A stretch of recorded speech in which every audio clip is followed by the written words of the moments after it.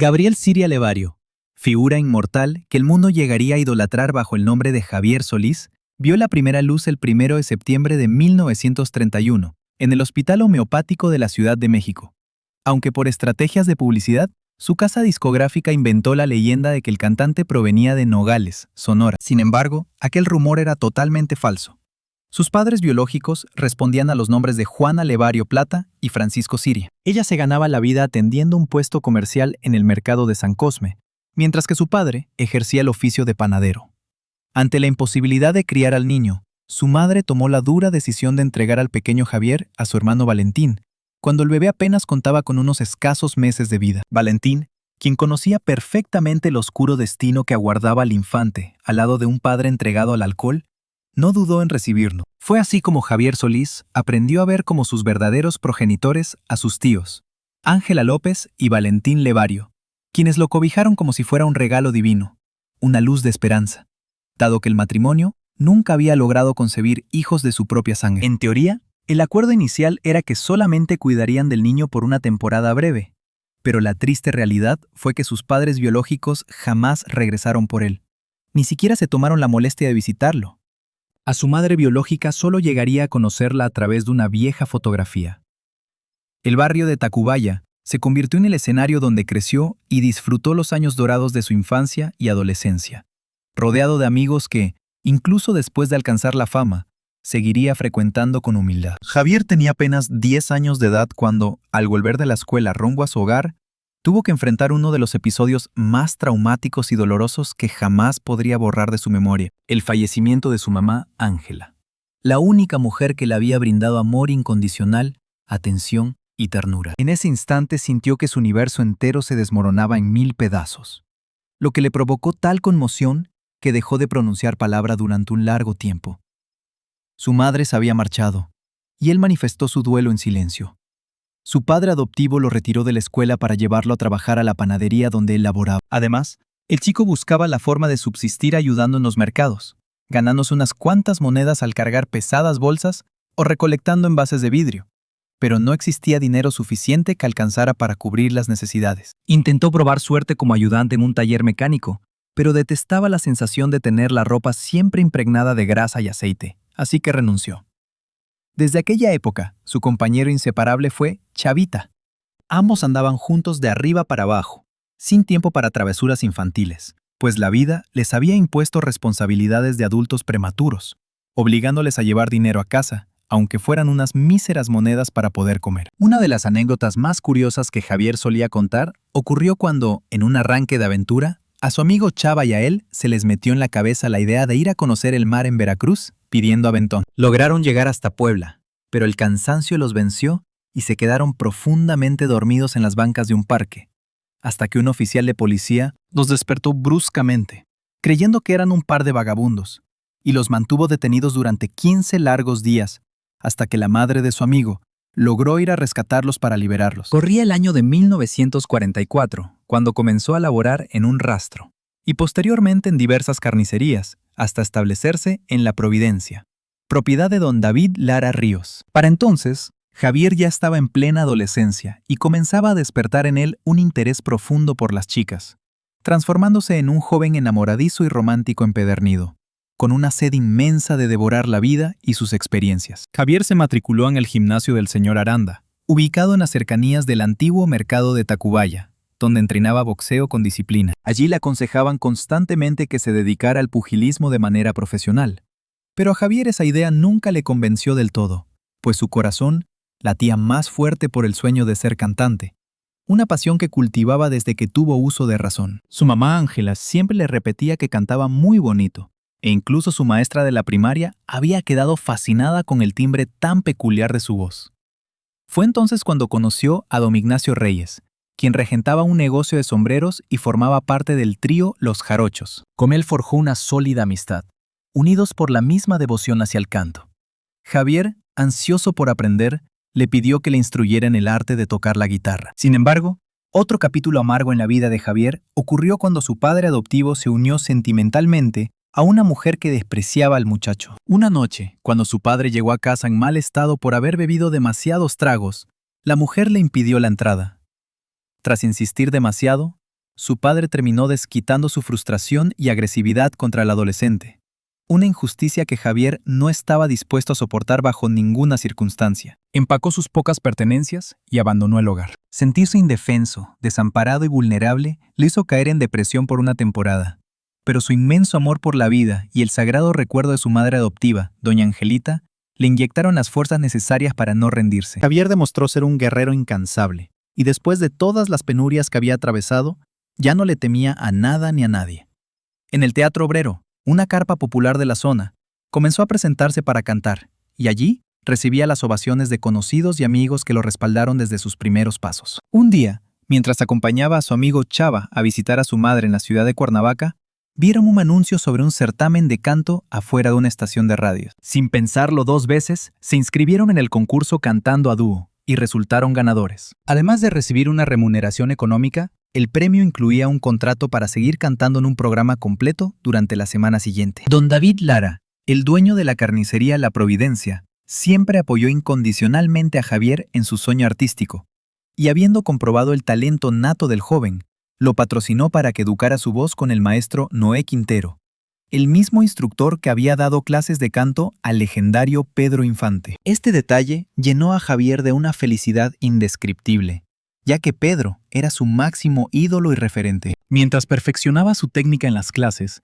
participaba en los jueves de aficionados del Salón Obrero, donde casi invariablemente ganaba los concursos de canto. El propietario de la carpa, impresionado, le propuso trabajar formalmente como artista invitado, pero para ello necesitaba un nombre artístico con el cual ser presentado ante la audiencia. Fue así como el dueño del recinto lo bautizó temporalmente como Javier Luquín, presentándolo como el genial de los tangos, ya que ese era el género favorito de Javier para interpretar en cualquier ocasión. No obstante, su destino no estaba en cantar tangos, y aunque le costó bastante trabajo dejarlos atrás, no fue sino hasta aquella época cuando surgió el género del bolero ranchero, estilo con el cual se sintió plenamente identificado. Trabajó brevemente cantando en un bar, pero duró poco tiempo, porque el lugar le quedaba muy lejos, y como también debía cumplir en la carnicería por las mañanas, buscaba alternar con un empleo fijo nocturno como cantante. Por ello, junto con dos amigos, formaron una agrupación llamada Trío México. Comenzaron trabajando en el restaurante El Zarape, que funcionaba como autoservicio,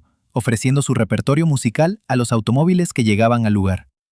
Sin embargo, para Javier, que en aquel entonces era un joven sumamente tímido, esto le resultaba una humillación, y el trío terminó por disolverse. Además, el ritmo de vida era agotador, ya que llegaba a su casa a la 1 de la madrugada, y a las 5 en punto tenía que levantarse para ir a la carnicería. Tiempo después, una vez que regresó a vivir con su papá tras la partida de aquella mala mujer, conoció a quien se convertiría en su primer gran amor, Enriqueta Valdés.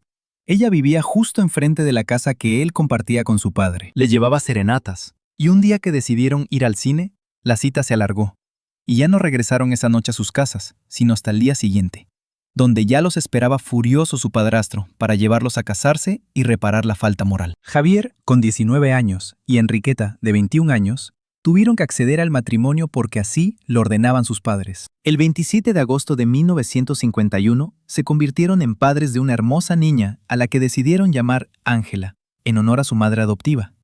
Tras 20 años de ausencia total, su verdadera madre, Juana, reapareció en su vida sin hacerle reproches. Al principio ni la miraba. La trataba con una indiferencia total, como si fuera una extraña. Javier se buscaba la vida currando en la Plaza Garibaldi cuando el mariachi AMCA le ofreció un bolo fijo en Atlisco, Puebla. El contrato era por 1 año, y Javier no se lo pensó 2 veces. Aceptó el trato y se llevó a toda la familia a vivir allí. Fue en ese lugar donde vendría al mundo su segunda cría, a la que pusieron por nombre Zoila. Un buen día recibió el aviso de que su padre, Valentín, estaba muy grave de salud. Como él no podía dejar tirado el trabajo por sus compromisos, mandó a su mujer en su lugar. Pero claro, en el barrio no era ningún secreto que a Javier Solís le perdían las faldas desde que era un chaval. En cuanto su esposa y las niñas salieron por la puerta, él metió en casa a su amante, que para colmo ya tenía una niña suya, nacida en 1953, el mismo año que Zoila. A esta la llamó Angélica. La situación se complicó de forma inesperada cuando un día apareció su mujer, Enriqueta, pero sin las niñas, a las que había dejado al cuidado de la abuela. Se encontró al pastel nada más entrar, a Albertina con el bebé en brazos y entre fogones preparando la comida. Javier, hecho un lío y sin saber dónde meterse, terminó echando de casa a la pobre Enriqueta, que se volvió destrozada y triste a casa de su suegro Valentín. Al finalizar el contrato en Puebla, el cantante regresó al hogar donde estaban su mujer y sus hijas. A Enriqueta le costó horrores perdonarle la jugada, pero al final tragó y claudicó.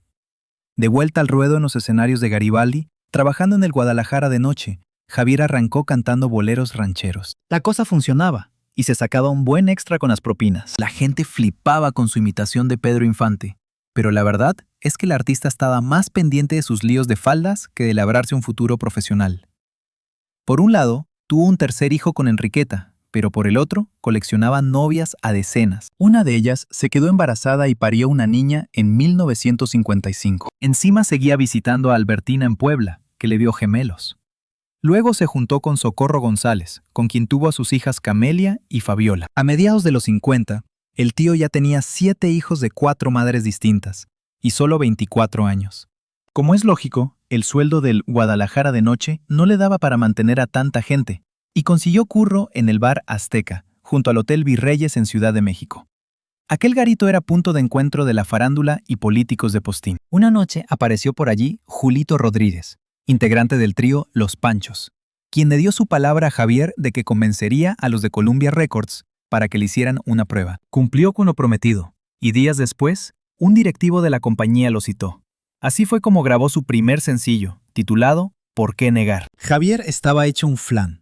Casi ni pegó ojo de la emoción y los nervios. Se sentía muy inseguro, temiendo que lo rechazasen por esa manía suya de imitar la voz de Pedro Infante. En enero de 1956 firmó la exclusiva con la discográfica, pero el destino quiso que el 15 de abril de 1957 muriese Pedro Infante, al estrellarse el avión de carga en el que viajaba de Mérida a la capital. En aquel momento, todo el país estaba conmocionado con la muerte del ídolo. Así que el disco con el sencillo de Javier pasó sin pena ni gloria. Fue un auténtico fracaso. En 1958 se embarcó en la gira de la caravana artística de los hermanos Valdés. Javier disfrutó como un enano de esta gira, sintiendo el calor y los aplausos del respetable. Allí conoció a Yolanda Mollinedo, una bailarina de la que se encaprichó perdidamente. Le contó la milonga de que estaba divorciado y, por supuesto, se cayó lo de la tropa de hijos que tenía repartidos por ahí. Al final, se fueron a vivir juntos. De regreso a México, la discográfica quería darle puerta, pero Valdés Leal, que siempre apostó por él, compuso la canción Llorarás, llorarás, expresamente para que la grabara como nuevo sencillo. Buscaron a la arreglista Rafael Carreón y se metieron en el estudio. Al principio, parecía que el fantasma de Pedro Infante estaba allí presente, pues Javier no dejaba de imitarle. Tras insistirle mucho, finalmente brotó de su garganta esa voz aterciopelada y única que tanto admiramos y aplaudimos hoy en día. Fue entonces cuando Valdés Leal respiró aliviado y sentenció con seguridad: este tema va a ser un bombazo. Y no se equivocaba. Pronto alcanzó el número 1 en ventas y comenzó una temporada de actuaciones en el teatro lírico. Javier se mostró siempre dócil ante las indicaciones de Leal y Carreón, sobre todo cuando tenía que corregir el vicio de volver a imitar a Pedro. Tras el fallecimiento del ídolo del pueblo, la industria del cine buscaba desesperadamente crear otro referente que las masas adorasen, y en algún momento se fijaron en Javier Solís como posible sucesor. Apareció en escena una mujer llamada Blanca Estela Limón, representante de artistas, que fue quien lo llevó ante la productora de los hermanos Rodríguez. Javier era consciente de que no era un actor de raza, pero hacía lo que podía para defender el papel. Lo suyo era cantar. Sin embargo, los directores querían explotar la fama de Javier, que subía como la espuma. Les venía de perlas ese perfil de héroe salido de los barrios humildes que tanto gustaba al público. Aunque el cine no pasaba por su mejor racha, Javier encajaba como anillo al dedo con sus canciones. Su debut en la gran pantalla fue en 1960, con 3 balas perdidas, dirigida por Roberto Rodríguez, compartiendo cartel con Rosita Quintana, María Victoria y Evangelina Elizondo. Javier interpretó a Cuco, el novio de María Victoria. En cuanto al género ranchero, trabajó codo a codo con los grandes como Antonio y Luis Aguilar, y bajo las órdenes de directores de la talla de Miguel Zacarías y Emilio Fernández. Una de sus cintas más recordadas es Un tipo a todo dar, filmada en 1962 por Fernando Cortés, donde hacía de un hombre de pueblo que acaba protegiendo a su sobrino huérfano en la gran ciudad, actuando junto a Dacia González. Su última película la rodó en 1966, Los Tres Mosqueteros de Dios, con Joaquín Cordero y Adalberto Martínez, Resortes. En total grabó 33 películas. Por aquellos años, aún vivía con la bailarina Yolanda Mollinedo, pero eso no le impedía tirarle los tejos a Blanca Estela Sáenz en 1960. La chica era jovencísima, apenas 17 años y de ojos claros, nacida en Aguascalientes. Trabajaba como modelo para el maestro Agustín Lara y estaba en el ballet de Ricardo. Ya se rumoreaba por ahí que el popular cantante era un golfo de cuidado y que no se le ocurriera darle bola. Así que Blanca decidió seguir el consejo de sus compañeras. A Javier le costó Dios y ayuda ligarse a la que sería su última esposa. Estuvo 3 meses enviándole flores y regalos hasta que Blanca quiso comprobar por sí misma si lo que se decía de Javier era cierto o no. El problema es que Javier seguía casado con Socorro González, con quien tenía 2 hijas. Aún así, le pidió matrimonio a lo Jalisco, y ella aceptó. Blanca se quedó de piedra cuando se enteró de todo el pastel y de qué iba la cosa. Los tropezones, el paso del tiempo y los éxitos cosechados habían hecho que Javier Solís decidiera por fin sentar la cabeza y quisiera dedicarse en cuerpo y alma a su nueva familia. En una entrevista posterior, su viuda Blanca relataba que Javier era un hombre tremendamente casero. Al finalizar sus largas giras, lo que más disfrutaba era que Blanca le preparase su plato predilecto: arroz con guauzontles y judías de la olla. Quienes le conocían lo describían como un tipo alegre y bromista, pero también como alguien que necesitaba que le estuvieran mimando y dando cariño constantemente. Le encantaba sentirse amado a todas horas. Antes de las grabaciones, solía beber agua con limón y mucho hielo, costumbre que una vez le hizo perder la voz durante 2 meses, manteniéndolo muy inquieto, pues sin su voz se quedaba sin sustento. Le aconsejaron reposo absoluto y cambiar de aires. Así que Javier y su mujer decidieron tomarse unos días de descanso en Acapulco, algo que fue mano de santo, ya que recuperó su potente voz. En 1959, durante su primera gira de promoción por Estados Unidos, la discográfica preparó un álbum de valses mexicanos con un enfoque distinto.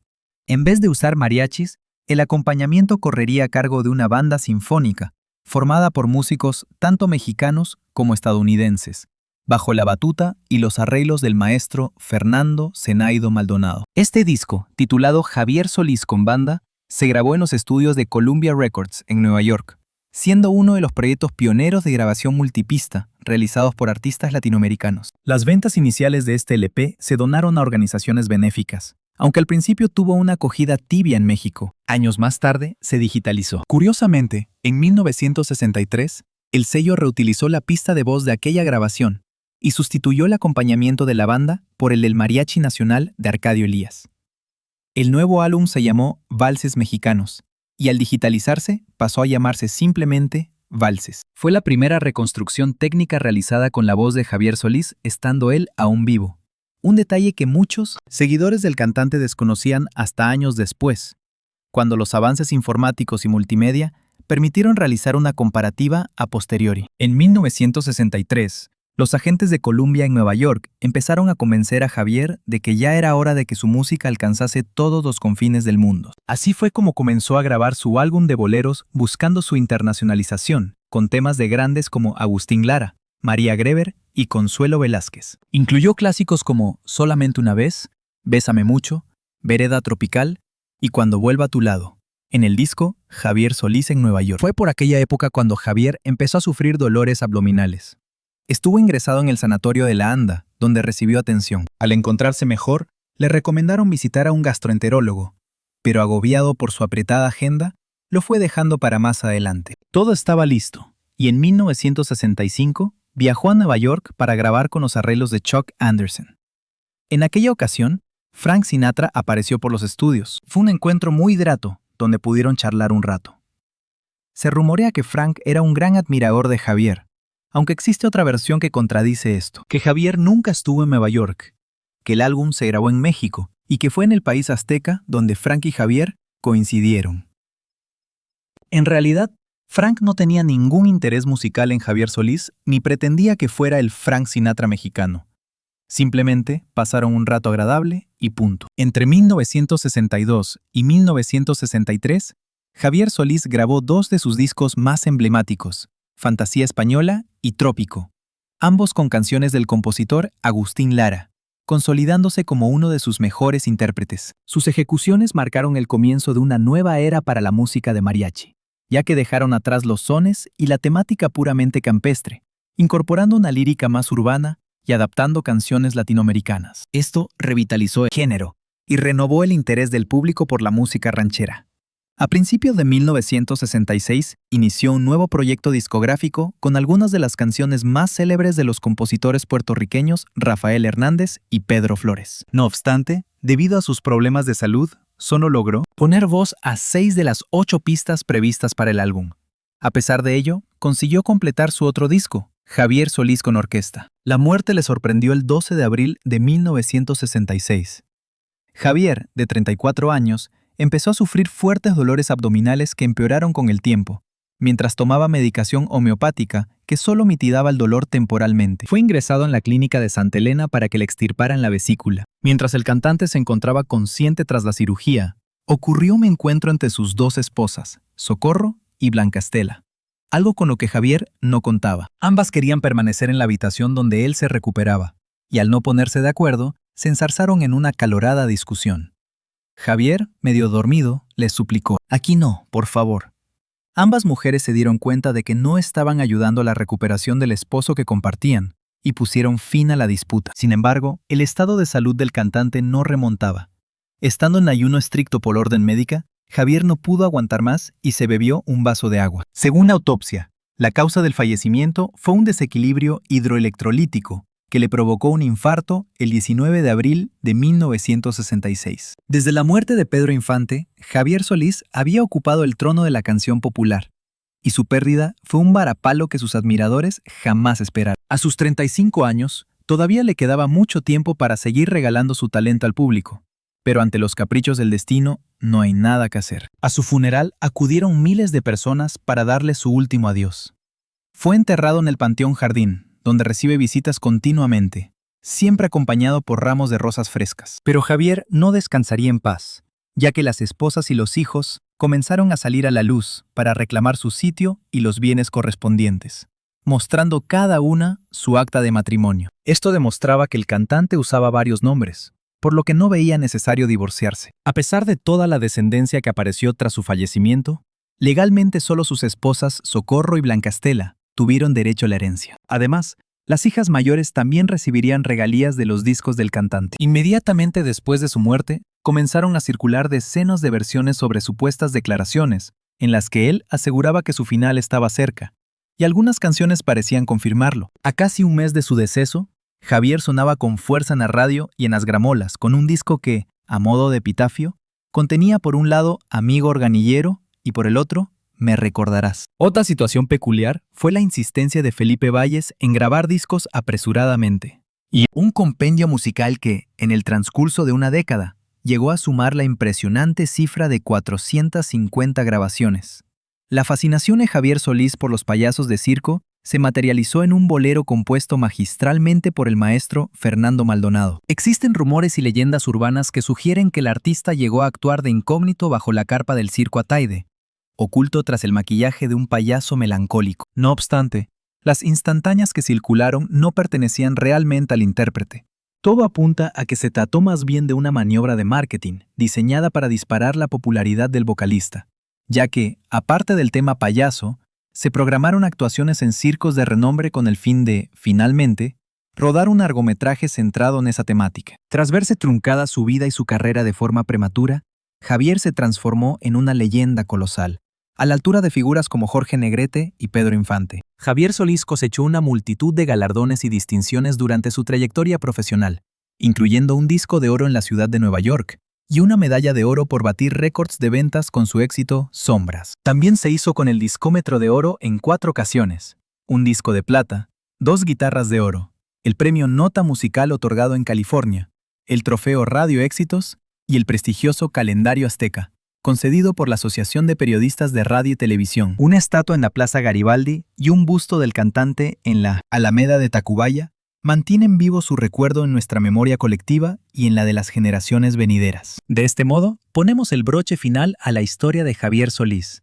un hombre cuya voz se erigió como el estandarte indiscutible del bolero ranchero y como un eco eterno del alma mexicana. Javier Solís, aquel chaval de Tacubaya que se crió entre callejuelas polvorientas y sueños complicados, logró alcanzar la inmortalidad musical gracias a su inconfundible timbre aterciopelado y a su inquebrantable pasión por el arte del canto. Desde sus comienzos más modestos, faenando en carnicerías y actuando en carpas de barrio, hasta convertirse en uno de los ídolos de masas más grandes que ha dado México, su existencia fue una batalla constante contra las adversidades. Jamás consintió que las circunstancias difíciles le cortaran las alas.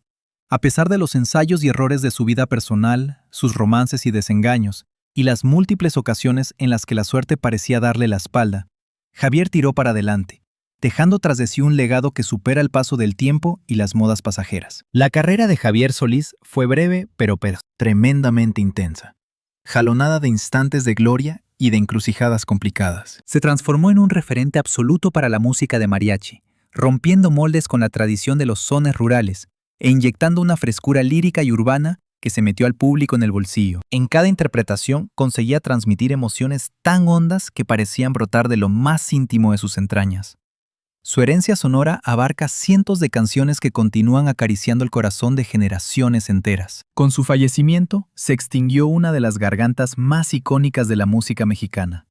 Sin embargo, su adiós no supuso el fin de su influjo ni de su huella indeleble en la cultura popular. Con el transcurrir de los años, sus grabaciones han vuelto piezas clave para comprender la evolución histórica del bolero ranchero y de la balada romántica en Latinoamérica. Sus álbumes no dejan de sonar en las emisoras, en las rondas nocturnas, en las reuniones familiares y en el pecho de todo aquel que alguna vez se haya sentido conmovido por la magia de su voz. Hoy, al rememorar su vida y obra, no solo invocamos la figura del artista que llevó la ranchera a nuevos horizontes, sino también al hombre, al ser humano que, a base de voz y talento, supo derribar las barreras sociales y artísticas de su tiempo. Recordamos a Javier Solís como ese creador que vivió sus anhelos con fuego, que amó sin medida y que supo plasmar en cada estrofa la verdad más desnuda del alma humana. Pese a que los años vuelan, Javier Solís sigue palpitando en cada acorde de guitarra, en cada verso entonado. Sus melodías caminan a nuestro lado como un amigo fiel,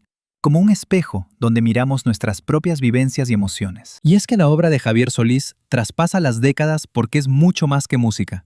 Es el testamento de una vida consagrada al arte, a la pasión desbordante y a la manifestación de lo más hondo del espíritu mexicano. Hoy cerramos este capítulo biográfico con la seguridad absoluta de que su legado perdurará, de que su voz seguirá retumbando como un eco infinito en el panorama musical y en los corazones de sus oyentes. Porque Javier Solís no fue únicamente el rey del bolero ranchero. Fue y sigue siendo un emblema de la constancia, del amor y de ese espíritu indomable de quienes buscan en las notas musicales la vía para canalizar lo más íntimo de sus sentires. Javier, allá donde te encuentres, que sepas que tu voz sigue muy viva.